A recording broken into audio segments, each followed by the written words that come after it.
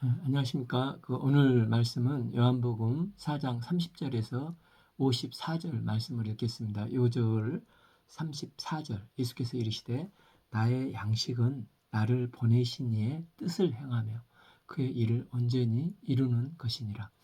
오늘 말씀은 한 영혼의 변화를 통한 하나님의 뜻을 행하시는 예수님의 비전과 7개의 표적 중 두 번째 표적인 왕의 신하의 병을 말씀으로 고치신 말씀을 읽겠습니다.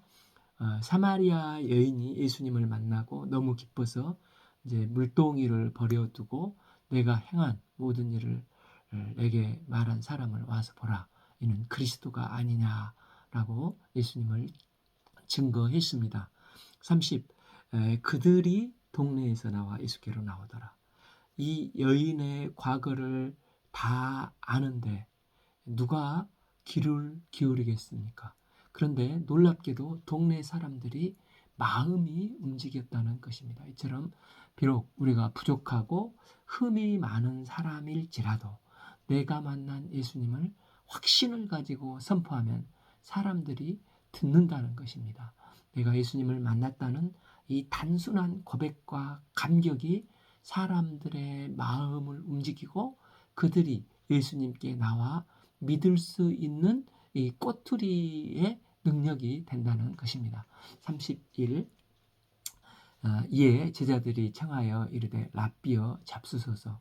그 사이에 먹을 것을 얻으러 갔던 제자들이 보고 있다가 예수님께 와서 랍비여 시장하시죠.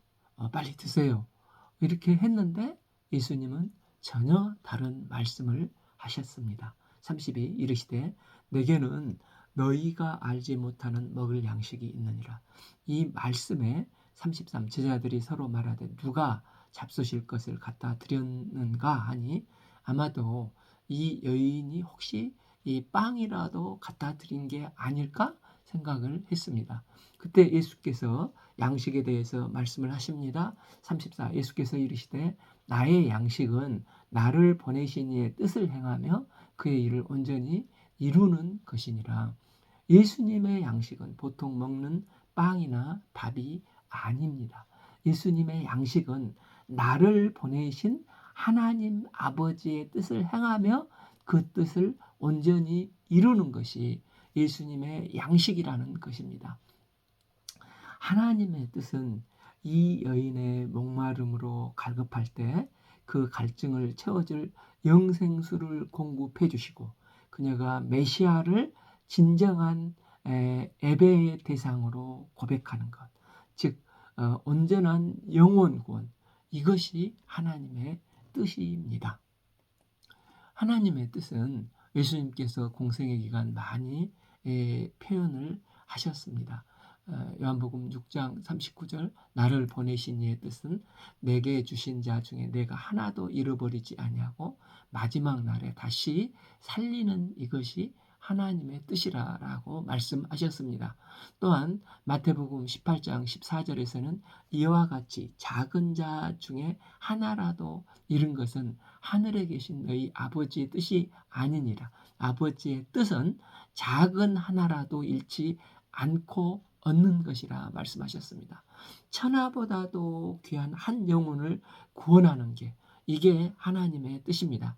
예수님은 아버지의 뜻이 힘들다고 해서 중간에 포기하고 그만두시지 않고 끝까지 낮아져서 그녀에게 아쉬운 소리를 해가면서 영생수를 마시고 또 예배자로 온전히 서기까지 한 영혼을 섬기셨습니다. 예수님은 이 땅에서 공생의 기간 한 걸음 한 걸음 걸으실 때마다 아버지의 뜻을 이루는 삶을 사셨고 요한복음 19장 30절에서 다 이루었다. 십자가상에서 아버지의 뜻을 온전히 다 이루셨습니다.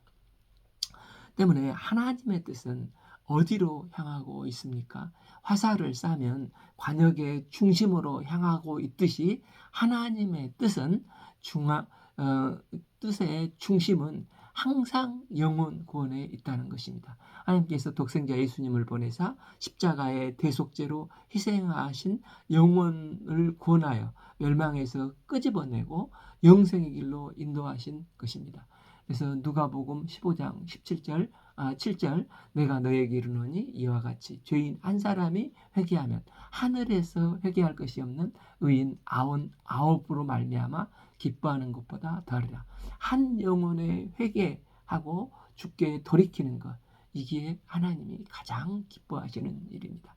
하나님은 예수님은 하나님이 기뻐하시는 이 일을 이루시고자 사마리아 여인을 돕기까지 도우셨습니다.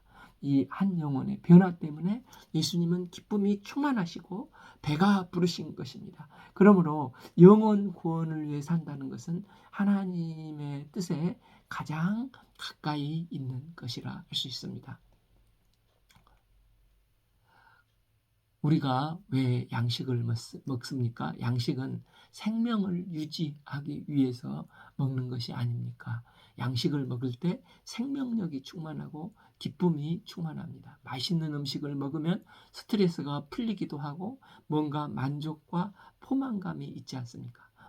마찬가지로 우리 진정한 양식을 잘 먹으면 우리 인생에 생명이 충만해지고 의욕이 생기고 만족감이 있게 됩니다. 예수님께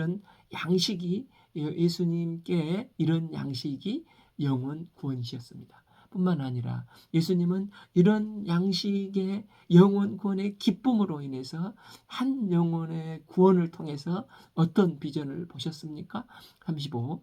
너희는 넉 달이 지나야 추수할 때가 이르겠다 하지 아니하였느냐? 그러나 나는 너희에게 이르노니 너희 눈을 들어 밭을 보라. 휘어져 추수하게 되었도다. 유대 지방은 보통 10월경에 밀보리를 파종해서 이듬해 4월경에 추수를 했습니다. 추수할 때가 넉 달이 남았다는 것을 볼 때 지금은 약 한 12월경이었던 것 같습니다. 그런데 추수하려면 넉 달이 남아 있는데 예수님은 지금이 추수할 시기라고 비전을 말씀을 하시는 것입니다. 너희 눈을 들어 밭을 보라. 그 영어 성경에 Open your eyes and look at the field 라고 적혀 있지 않습니까? 즉 영적 눈을 떠서 추수하게 된 잘 익은 곡식들을 보고 거둬들이라는 것입니다. 예수님의 비전은 눈을 들어보라. 죽어가는 저 신음하는 수많은 영혼들을 보라. 지금 이 순간 낯을 대기만 하면 곡식을 거둘 수 있을 때라는 것입니다. 그런데 제자들은 어떻습니까? 4달이 지나야 추수할 때라고 생각을 하고 있었습니다. 지금 상황은 너무 열악하고 예수님 따르기도 바쁜데 지금은 때가 아니고 나중에 모든 환경이 예비되고 갖춰졌을 때 준비가 다 되면 그때 가서 추수할 거라고 생각하고 있었습니다. 그런데 예수님은 그게 아니다. 지금 눈을 들어 밭을 보라는 것입니다. 추수하기 밭을 보라. 휘어져 추수하게 되었다 하시면서 추수의 긴급성을 말씀을 하고 계십니다. 36. 거두는 자마다 이미 싹도 받고 영생에 이르는 열매도 모으나니 이는 뿌리는 자와 거두는 자와 함께 즐거워하게 하려 함이라. 또한 추수를 하면 상급이 있다는 것입니다. 거두는 자는 이미 싹도 받고 영생에 이르는 열매를 거두기 시작한 것이라는 것입니다. 또한 추수 때 거두는 자에게 즐거워하는 넘치는 기쁨이 있을 것이라는 것입니다. 37. 그런즉 한 사람이 심고 다른 사람이 거둔다 하는 말이 옳도다. 그렇기 때문에 또한 내가 씨 뿌리고 내가 열매를 걷고 혼자 다 수고하고 거두는 게 아니라 복음의 씨를 뿌리는 자가 있고 또 거두는 자가 따로 있다는 것입니다. 즉 영혼 구원에 대해서 뿌리는 자와 거두는 자와 수고와 역할이 각각 따로 있지만 마치 고린도 교회의 사도 바울과 아볼로와 베드로가 각각의 역할을 감당하지만 그 열매로 인해서 주님 안에서 함께 즐거워한다는 것입니다. 30발 내가 너희로 노력하지 아니한 것을 거두려 보내었느니 다른 사람들은 노력하였고 너희는 그들이 노력한 것에 참여하였느니라. 그러니 지금 제자들에게 큰 부담을 갖지 말라는 것입니다. 우리가 영혼 구원하는데 쓰임 받게 되면 처음 드는 마음이 부담감일 수도 있지 않습니까? 그런데 주님은 영혼 구원은 주님이 하실 것이니 이미 누군가를 통해서 씨를 뿌려놨고 마음 준비를 해 놓으셨으니 이제 때가 되어서 너희들은 가서 낫을 베고 곡식을 거두는데 참여하기만 하라는 것입니다. 우리도 눈을 들어서 밭을 보기를 기도합니다. 저희 이곳 전반 사역을 섬길 때는 그래도 어느 정도 자유롭게 전도를 할 수 있었습니다. 그때 주님께서 이제 은혜를 주셔서 이제 100여 명대 주일 예배도 보고 이제 수련회를 하면 뭐 130명 이렇게 참석을 했고 또 5명의 현지 목사들을 우리 총신대 교수님들과 함께 세웠는데 쓰임 받았습니다. 그래서 지금 그들이 5개 교회가 분리 개척해서 현지 목사들이 3명은 풀타임으로 또 2명은 자비량을 하면서 지혜롭고 이 시대에 맞게끔 충성스럽게 복음 역사를 섬기고 있습니다. 그런데 이제 2015년 지금 주석의 2기가 시작이 되면서 전혀 분위기가 다르게 되었습니다. 더군다나 더 강화된 올해 7월부터 반공법으로 인해서 이제 애국인이 내국인을 전도하게 되면은 이제 그게 들켰을 때 그날부로 비자 만기가 당하고 추방당했기만 했는데 이제는 국내법을 어겼다고 감옥에 갈 수 있는 상황으로 정말 전도하기에 힘든 안타까운 상황입니다. 몇 주 전에 옆집에 그 할머니 할아버지에게 참 복음을 전도하지 못한 것으로 아내는 긴 한숨을 쉬었습니다. 그러나 주님은 너희 눈을 들어 밭을 보라. 지금 눈을 뜨라고 말씀을 하십니다. 넉 달을 기다릴 게 아니라 지금 휘어져 추수하게 되었다고 말씀을 하십니다. 제가 다시 이제 그 장목사 안식년으로 본 교회에 초빙되어서 섬기면서 시대와 상황과 환경만 탓하고 전반 사역을 생각하면서 그때는 말이야 낫대 타령만 하고 넉 달이 지나야 한다 두려워하고만 있었던 것을 깊게 회개합니다. 지난달부터 이제 다시 리더 그룹 공부를 시작했는데 공부 중에 어떤 중국 사모가 학생의 시절 뜨거웠던 목자의 마음이 그동안 움츠린 분위기에 녹슬었던 것을 깊게 회개한다고 했습니다. 그러면서 중국 사모들이 다시 단톡방을 만들어서 수시로 이제 안전 문제로 교회 용어를 다 빼고 감시망을 피해서 서로 기도 제목을 나누며 기도를 하고 있습니다. 비록 지금은 캠퍼스에 들어갈 수도 없고 복음을 전할 수 없는 겉으로 드러냈고 전할 수 없는 상황이지만 현재 주어진 곳에서 할 수 있는 복음을 증거하고 함께 기도하고 있습니다. 저희가 이 구루터기와 같은 이 남는 자들, 이 렘넌트들이 바른 제자들로 세워나가고 또 2세들을 바른 신앙으로 양육할 수 있기를 기도합니다. 이번 감사절 예배 때는 안전한 부모 또 가족, 친척, 친구들을 초청하여서 한 가정의 한 영혼을 초청하고자 기도합니다. 예수님은 나의 그리스도이십니다. 그러면 예수님 양식과 내 양식이 음식이 같아야 하지 않겠습니까? 예수님이 드시는 양식은 하나님의 뜻을 행하는 것입니다. 물론 하나님의 뜻은 많은 것이 있겠지만 그분의 뜻이 향하는 중심은 항상 영혼 구원에 있습니다. 저희가 우물가 한 영혼을 도우시고 영의 양식으로 배부르사 만족하시며 기뻐하시는 이 예수님의 기쁨에 함께 동참하는 삶을 살 수 있기를 기도합니다. 39. 여자의 말이 내가 행한 모든 것을 그가 내게 말하였다 증언하므로 그 동네 중에 많은 사마리아인이 예수를 믿는지라.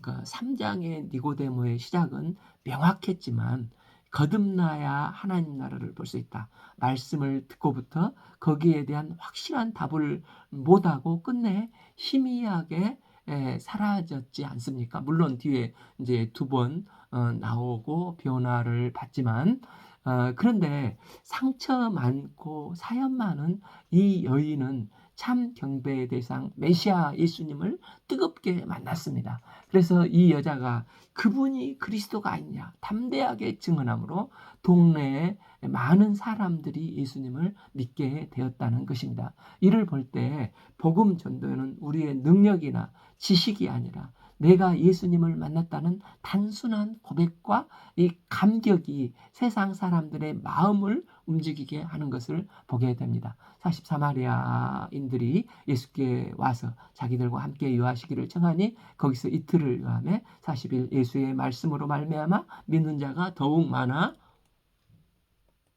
42. 그 여자에게 말하되 이제 우리가 믿는 것은 내 말로 인함이 아니니 이는 우리가 친히 듣고 그가 참으로 세상의 구주인 줄 알미라 하였더라. 사실 그들은 처음에는 사마리아 여인의 전도를 통해서 예수님을 알게 되었지만 진짜 예수님을 믿는 것은 그 여인의 말 때문이 아니고 자신들이 예수님을 인격적으로 만나보고 함께 유하며 그분의 말씀을 듣고 예수님을 믿게 되었다는 것입니다. 이 여인은 예수님께 인도하는 중간 역할을 하게 된 것입니다. 구원은 내가 설득해서 되는 게 아니라 오직 예수님께서 은혜를 베풀어 주셔야 하는 것입니다. 때문에 우리가 해야 할 역할은 이 여인처럼 주님 앞에 인도하기만 하면 성령님께서 예수님을 믿게 해주시는 것입니다. 때문에 우리는 두려워할 필요가 없고 사람들을 데리고 예수님께 나오기만 하면 그 이후에는 성령께서 책임을 져 주시는 것입니다.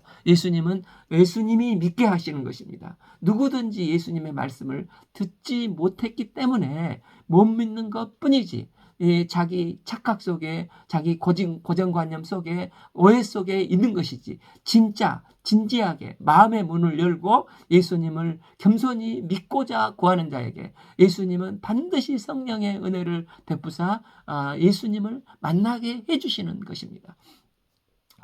43. 이틀이 지나며 예수께서 거기를 떠나 갈릴리로 가시며 이제 예수님께서 사마리아 사역을 마치시고 갈릴리로 가십니다. 사마리아에서 갈릴리로 가시려면 나사렛 동네를 통과해야 하는데 재미있는 것은 예수님은 나사렛을 지나치시고 곧바로 갈릴리로 가셨습니다. 44. 친히 증언하시기를 선지자가 고향에서 높임을 받지 못한다 하시고 그와 함께 이와 비슷한 말씀이 누가복음 4장 24절 또 이르시되 내가 진실로 너희에게 이르노니 선지자가 고향에서 환영을 받는 자가 없느니라.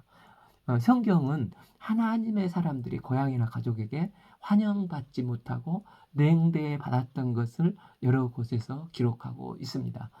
요셉이 형들에게 미움을 받아서 웅덩이에 버려졌지 않습니까?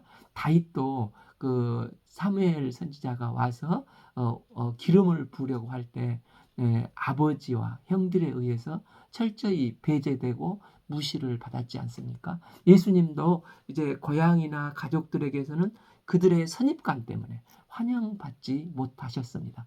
선입관이 있으면 그 사람의 과거 것만 생각하고 그것에 매여서 미리 판단해 버리기 때문에 현재와 미래를 보지 못하고 항상 과거의 틀에 이 고정관념에 갇히게 되는 것입니다. 그런데 45 갈릴리에 이르심에 갈릴리인들이 그들을 영접하니 이는 자기들도 명절에 왔다가 예수께서 명절 중에 예루살렘에서 하신 모든 일을 보았더미더라. 갈릴리 사람들에게는 예수님의 이 성장기 30년을 보지 못했기 때문에 전혀 선입관이 없었고 또한 예루살렘에서 예수님의 기사와 표적을 두 눈으로 똑똑히 목격했기 때문에 예수님을 열렬하게 환영하고 영접한 것입니다. 46. 예수께서 다시 갈릴리 가나에 이르시니 전에 물로 포도주를 만드신 곳이라. 왕의 신하가 있어서 그의 아들 가버나움에 서서 병들었도다. 46. 예수께서 다시 갈릴리 왕의 신하의 특징은 동원할 수 있는 힘이 많은 사람이라 할 수 있습니다.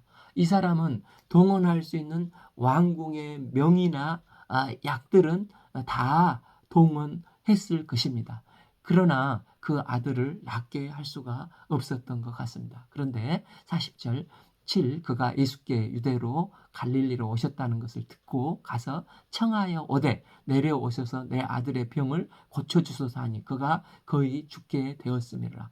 이 신하가 예수님의 소식을 듣고 가버나움에서 이 갈릴리 가나까지가 약 32km 정도 된다는데 그는 헐레벌떡 달려서 한숨에 달려서 왔습니다.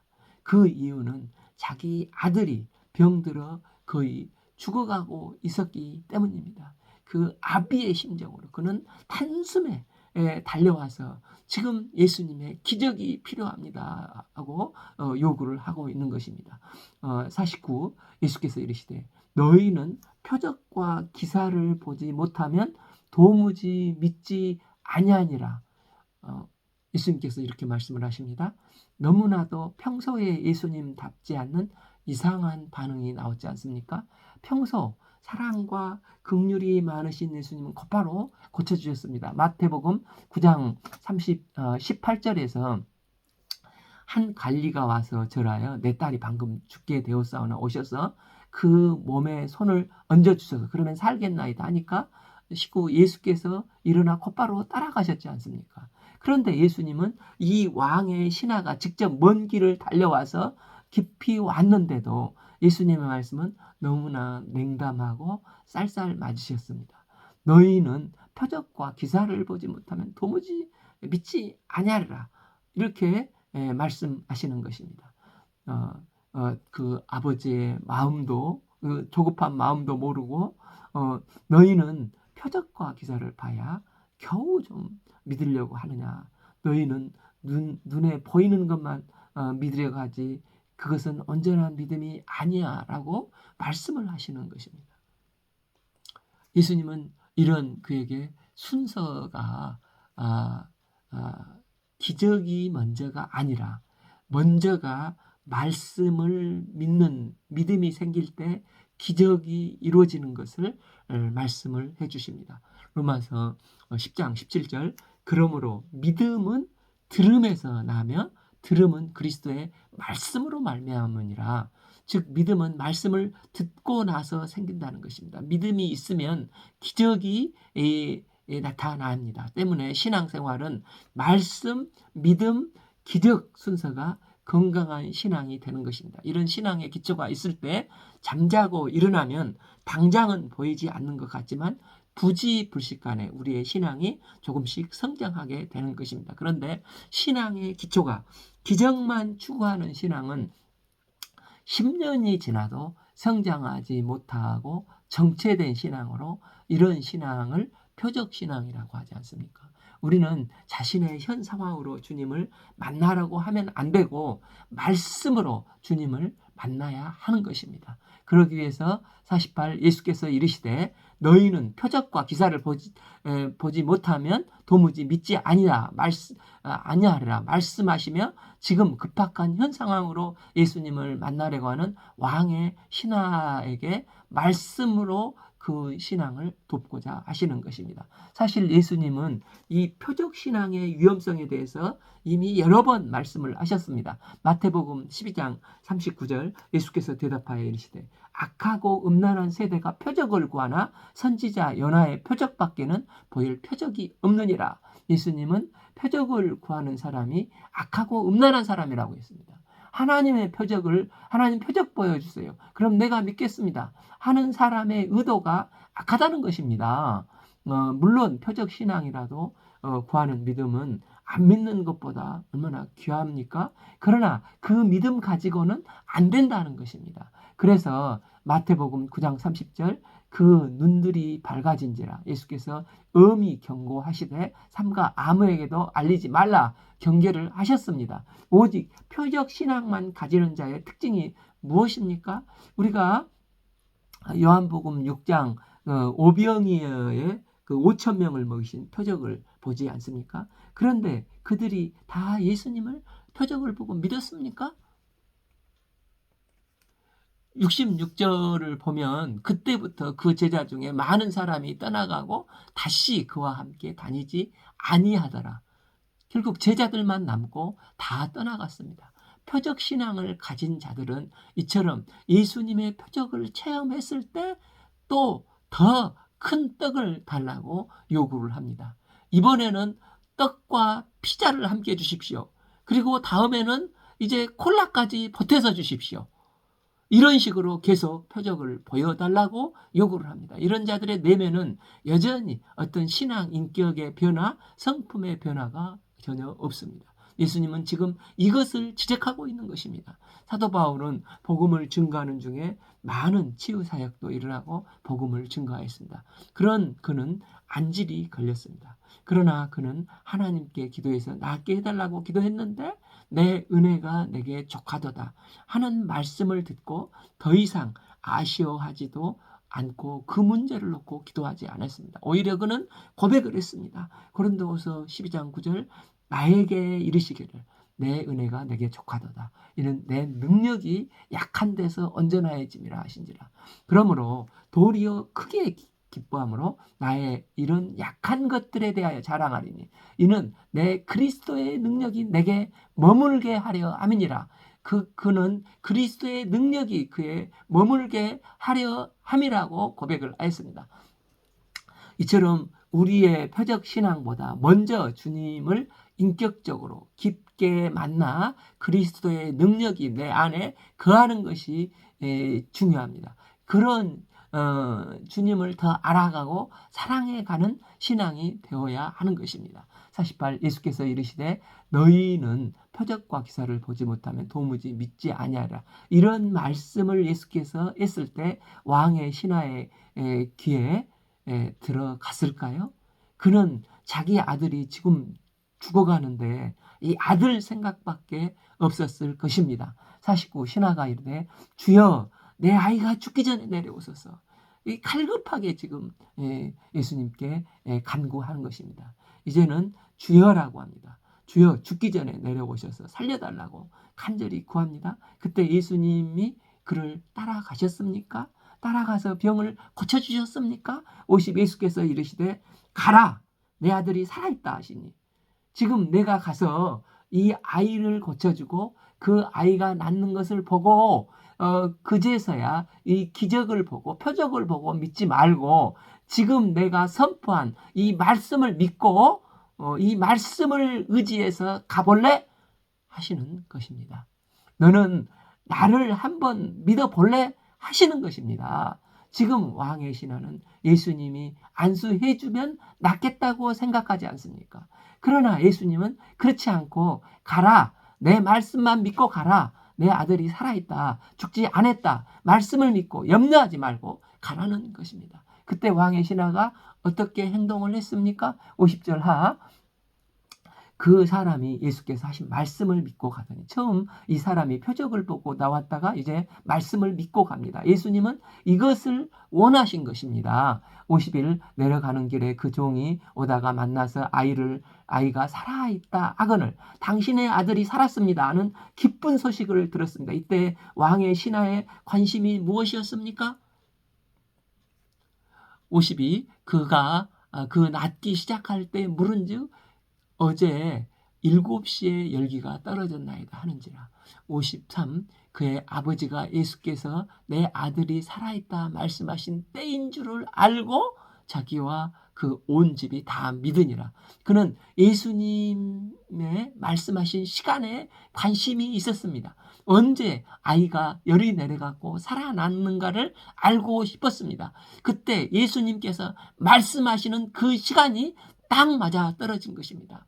말씀을 믿을 때 하나님의 능력이 드러났습니다. 이 사람은 아이가 살아났다는 것은 지금 보이지 않았습니다. 그래서 아이를 고쳐주시면 믿겠다는 표적신앙에서 이제는 예수님의 말씀을 믿는 믿음으로 신앙이 성장했습니다. 이로 온 집안의 아내도 자녀도 다 예수님의 말씀을 믿게 되었다는 것입니다. 54. 그것은 예수께서 유대에서 갈릴리로 오신 후에 행하신 두 번째 표적이라. 이 표적이었다는 것입니다. 이 사람과 비슷한 사람이 백부장이 있었지 않습니까? 예수님이 백부장 집에 가서 고쳐주시겠다고 했습니다. 그러나 그가 예수님께서 무슨 말을 했습니까? 누가복음 7장 7절 내가 주께 가기도 감당하지 못할 줄 알았삼나이다. 말씀만 하사 내 하인을 낫게 하소서. 이런 그 말씀만 하사 내 하인을 낫게 하소서 하는 이 백부장의 믿음을 보시고 내가 이만한 믿음을 보지 못하였다 하시고 그 믿음을 예수님은 칭찬하시고 그 하인의 병을 치료해 주셨지 않습니까? 예수님께서 왜 표적 신앙의 위험성을 지적하시고 말씀을 믿는 믿음을 이렇게 기뻐하시는 것입니까? 예수님이 이 땅에 오신 목적이 진짜 중요한 핵심은 어떻게 해야 범죄한 인간들이 예수님을 믿고 구원받아 천국 백성이 되는가 하는 것이 아닙니까? 그런데 예수님이 기적을 행하니까 사람들은 온통 관심을 회개와 복음의 영접의 구원에는 관심이 없고 그것은 부담스러운 과정이 필요하기 때문에 그것에는 관심이 없고 다만 예수님의 기적과 이적에 관심을 기울이게 되는 것입니다. 물론 병자 고치는 것도 중요하지만 그러나 정말 중요한 것은 그 영혼의 구원, 죄와 죽음 문제를 해결해서 하나님과 바른 관계를 회복하는 것이 아니겠습니까? 예수님은 이를 위해서 오셨고 이를 위해서 마침내 십자가에서 죽으시고 부활하심으로 복음을 완성하여 누구든지 그를 믿는 자에게는 천국 백성으로 삼아 주셨습니다. 그런데 방금 봤듯이 기적만 추구하게 되면 더 이상 성장하지 못하고 어느 순간 실망하게 되고 흥미를 잃고 천국 문턱까지 왔다가 예수님을 떠나버리는 안타까운 상황이 전개되는 것입니다. 우리가 표적신앙에 머무르지 않고 예수님의 말씀을 믿고 예수님이 누구신가를 인격적으로 알아가며 예수님의 십자가와 부활을 통해서 하나님과 바른 관계를 맺어가며 성장해가는 삶을 살 수 있기를 기도합니다. 오늘 말씀은 요한복음 4장 30절에서 54절 말씀을 읽었습니다. 감사합니다.